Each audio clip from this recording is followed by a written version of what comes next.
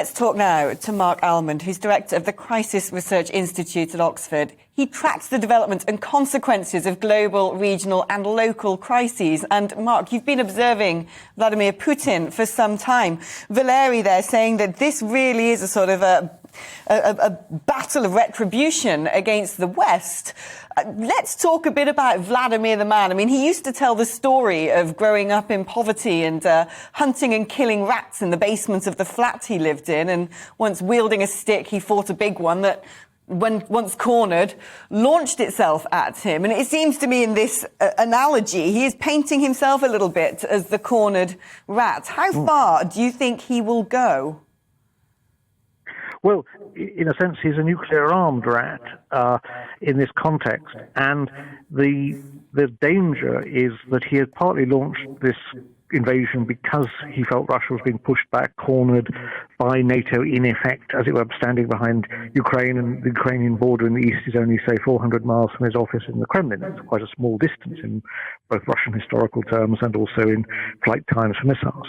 But there is this strange sort of psychology, the mixture of being a very big tub-thumping, we are a great nation, I am a powerful leader, and at the same time self-pity. You've cheated us, you misled us in the West, you deceived us, the developments we had in the 1990s led to the theft of our natural resources by Western companies and so on. So there's this mixture, which is quite a potent mixture psychologically, of self-assertion and self-pity. And at the same time, also personally, I think Putin realizes that this is a huge gamble. If it fails, he will fall from power, and he may well fall very brutally. So he has every personal incentive to make sure he wins however much there is a human cost. The other side is, of course, there's a whole team of people around him who have, as it were, dipped their fingers, Lady Macbeth-like, in the blood.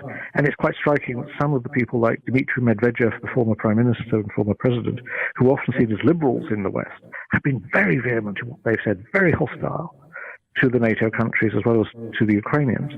And so if we're looking for the possibility of replacing Putin, I think in the short term, we're likely to find that even if people decide he's a liability, he's got us into a long-term crisis that we need to get out of, they're not necessarily going to be softy type people wanting to compromise with the West, or at least they will demand from the West concessions, like recognizing Crimea as part of Russia, perhaps the eastern part of Ukraine as part of Russia, which it would be very difficult for us to do.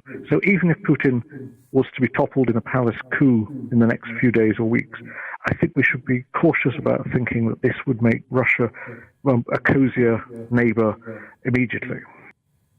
You said earlier that Putin seems to be a man who would want to win at any cost. But I think what most of the Western world is trying to figure out is quite what it is that he wants to win.